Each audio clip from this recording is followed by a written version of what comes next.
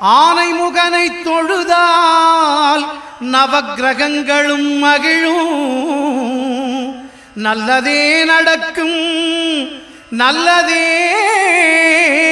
நடக்கும்.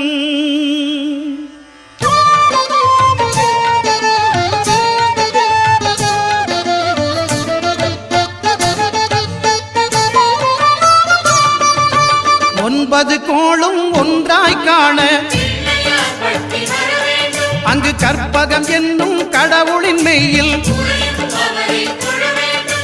ஒன்பது கோளும் ஒன்றாய் காண அங்கு கற்பகம் என்னும் கடவுளின் மெய்யில்